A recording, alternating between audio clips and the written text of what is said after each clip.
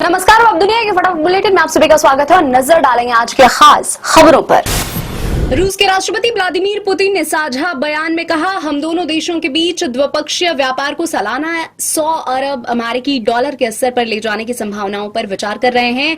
कहा, रूस भारत को ईंधन की निर्बाध आपूर्ति के लिए तैयार है। प्रधानमंत्री नरेंद्र मोदी ने पुतिन के साथ द्विपक्षीय बैठक के बाद कहा, हम यूक्रेन युद्ध के शांतिपूर्ण और स्थायी समाधान के लिए किए जा रहे सभी प्रयासों का स्वागत करते हैं। कहा, भारत यूक्रेन में शांति स्थापना के लिए अपना योगदान देने के लिए हमेशा तैयार रहा है और भविष्य में भी ऐसा ही करेगा।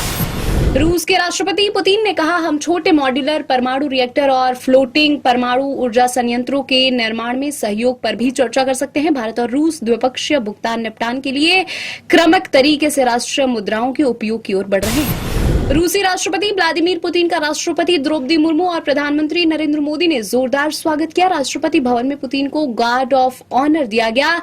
इस अवसर पर उन्हें 21 तोपों की सलामी दी गई। रूसी राष्ट्रपति व्लादिमीर पुतिन ने राजघाट जाकर राष्ट्रपिता महात्मा गांधी को श्रद्धांजलि दी। इसके बाद पुतिन ने राजघाट पर आगंतुक पुस्तिका पर हस्ताक्षर भी किए। राष्ट्रपति पुतिन के साथ साझा बयान में पीएम मोदी ने कहा, भारत रूस की दोस्ती ध्रुव तारे की तरह चमक रही है। रूसियों के लिए 30 दिन का निःशुल्क ई-टूरिस्ट वीजा जारी करने की घोषणा भी की। प्रधानमंत्री नरेंद्र मोदी ने भारत दौरे पर आए रूसी राष्ट्रपति व्लादिमीर पुतिन को तोहफे में रूसी भाषा में लिखी गई गीता की प्रति भेंट की। भाजपा सांसद और फिल्म अभिनेत्री कंगना रनौत ने कहा कि गीता में जो सत्य है वो सनातन है, वो सदा हमें प्रेरित करता है, उसमें कर्म युद्ध भाव को लेकर सब कुछ है।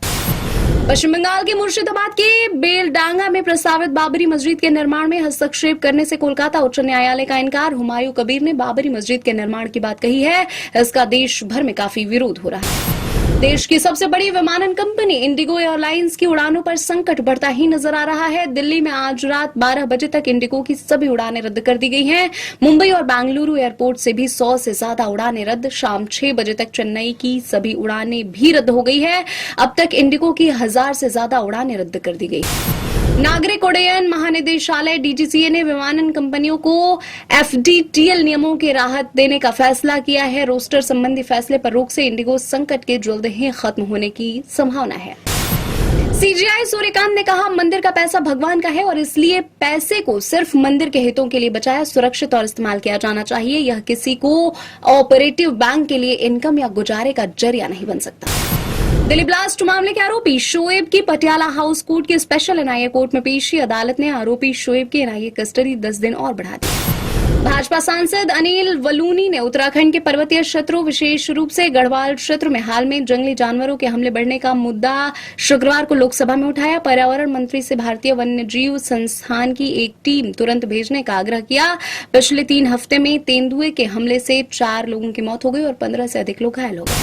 सुप्रीम कोर्ट ने अपनी पत्नी की हत्या के जुर्म में सजा काट रहे स्वामी श्रद्धानंद की उस याचिका पर विचार करने से इनकार किया। श्रद्धानंद ने अपनी याचिका में शेष जीवन तक जेल में बंद रखने के फैसले की समीक्षा का अनुरोध किया था। कोर्ट ने कहा, वो अपनी शिकायतों के संबंध में कर्नाटक सरकार से संपर्क करे।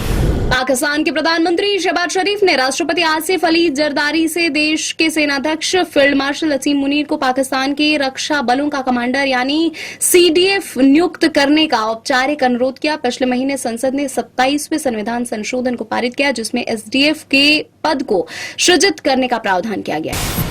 भारत ने संयुक्त राष्ट्र महासभा में एक मसौदा प्रस्ताव से दूरी बना ली है। इस प्रस्ताव में मांग की गई है कि रूस युद्ध शुरू होने के बाद से जबरन स्थानांतरित सभी यूक्रेनी बच्चों की तत्काल सुरक्षित और बिना शर्त वापसी सुनिश्चित करे।